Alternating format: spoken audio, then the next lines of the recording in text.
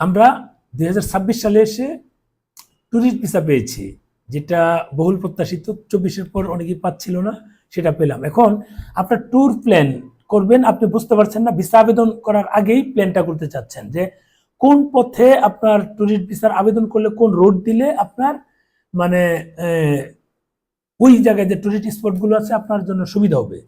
আমরা করেছি সিকিম দার্জিলিং যাওয়ার জন্য চেংরাবান্ধা দিয়েছি। এখন আপনি মেঘালয় ঘুরতে যাচ্ছেন, তাহলে আপনি কি করবেন? তাহলে আপনাকে ডাউকি পোর্টটা উল্লেখ করে দিতে হবে। আপনার যেহেতু যদি মনে করেন যে আপনার সিকিম দার্জিলিং ঘোরা আছে, মেঘালয় ঘোরা নাই, তাহলে আবেদন করার সময় ডাউকি পোর্ট দিবেন। এটা সিলেট দিয়ে মেঘালয় ঘোরার জন্য বেস্ট জায়গা। এবং আমরা কেন দিয়েছিলাম, আমরা কিন্তু সিকিম দিয়েছিলাম কারণ আমাদের বিজনেসের হিসাব নিকাশ আছে, এটা কিছু করার নেই। আমরা বিজনেসে সিকিম দার্জিলিং লোক বেশি হয়, এখানে আমরা চেংরাবান্ধা দিয়ে করেছি। আবার অনেকেই বলে যে আমি তো মুর্শিদাবাদ যাব, তাহলে আপনি কোন দিক দিয়ে করবেন? আপনি সোনা মসজিদ দিয়ে করেন, রাজশাহী চাঁপাইনবাবগঞ্জ সোনা মসজিদে এটা করেন। আবার যদি কেউ বলে আমি হিলি যাব, ভারতের অংশে হিলিতে যাব, তখন আমার ওদিকের কিছু আত্মীয় স্বজন আছে, ঘোরাঘুরি করে সব করব, তখন আপনি হিলি দিয়ে করতে পারেন, কোনো অসুবিধা নেই। আবার কারো বাড়ি হচ্ছে আপনার এই খুলনার দিকে, আপনার এই সাতক্ষীরা দিয়ে যে বর্ডারটা আছে ওটাতে আপনার ভালো হয়, আপনি ওটাতে করেন, কোনো অসুবিধা নাই। আপনার যদি মনে হয় যে এই বাড়িতে আপনার যশোর, এই তাহলে আপনি কোনটাতে করবেন?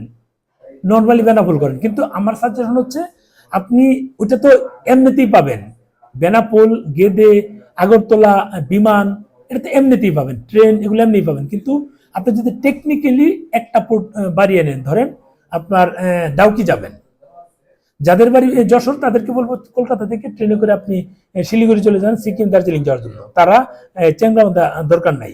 কিন্তু আপনি যদি সিলেট মেঘালয় হয়ে মেঘালয় যেতে চান, তখন আপনি অবশ্যই ডাউকি পোর্ট দিবেন। ডাউকি পোর্ট দিলে আপনার কিন্তু একটা বোনাস হয়ে গেল। এই হচ্ছে আমার সাজেশন। আপনি কোন রুটে গেলে সর্বোচ্চ মানে সুবিধাটা নিতে পারবেন, বললাম তো, মেঘালয় দেখলে ডাউকি পোর্ট দিবেন। আবেদন করার সময় এক্সিট এন্ট্রি দুটোই একদিক দিয়ে দিবেন, আলাদা দিলে কিন্তু আপনি ওই রুটটা পোর্টটা পাবেন না। আপনি যদি সিকিম দার্জিলিং যান তাহলে চেংরাবান্ধা দেন, আপনি যদি মুর্শিদাবাদ যান তাহলে সোনা মসজিদ দেন। আরেকটা অনেকে বলে যে ভাই কোন রোডে গেলে আপনাদের গ্যাদারিং কম হবে, আপনি গেদে দিয়ে যান, গেদে দিয়ে সবচেয়ে গ্যাদারিং কম। এখন অনেকের বিজনেসের বিষয় থাকে, তো তাদের ক্ষেত্রে আলাদা, তাদের জন্য বেনাপোল ঠিক আছে। কিন্তু আমরা যারা যাই, গেদেটা হচ্ছে মনে হয় যে আমাদের এলাকা, নিজের এলাকা মনে হয়। ওই পাশে যাবেন, গিয়ে নামলেন, চাটা খেলেন, ইমিগ্রেশন করলেন, বাজার আছে বা নাস্তা করলেন, ওখানে স্টেশন, ওখানে ইমিগ্রেশন, ওখান থেকে আপনি ট্রেনে করে কলকাতায় চলে যাবেন। আপনার মনে হলো রানাঘাট 1 ঘন্টা দেখবেন, থাকবেন, ঘুরবেন, যেহেতু একটা পরিচিত জায়গা, ওখান থেকে নেমে রানাঘাট থেকে পরে আবার ট্রেনে যেতে পারেন। মানে গেদে দিয়ে হচ্ছে আপনার সবচেয়ে সহজ একটা পথ। অনেকেই বলবে যে ভাই আপনি গেদে দিয়ে উদ্বুদ্ধ করেছেন, কারণ কি? কারণ আমি গিয়ে এখানে মজা পেয়েছি, ভালো লেগেছে। 2020 সালে ফেব্রুয়ারি মাসে আমার বড় ভাইকে নিয়ে যাই, গেদে দিয়ে যাই, মনে আছে নিশ্চয়ই আপনাদের ওই ভিডিওটা। তখন কিন্তু আমার গেদে দিয়ে, যারা পুরাতন ফলোয়ার, গেদে দিয়ে যাওয়ার ফলে কিন্তু এখানকার সমস্ত জিনিস আমি তুলে ধরেছিলাম 2020 সালে। এই হচ্ছে বিষয়। যাক, আপনাদের যদি সাজেশন চান যে কোন রুট দিয়ে গেলে খুব ইজি ভাবে আপনার গ্যাদারিং ছাড়া, হেসেল ছাড়া আপনারা কলকাতায় পৌঁছতে পারবেন, তাহলে নিশ্চয়ই মানে অবশ্যই গেদে দিয়ে যাবেন।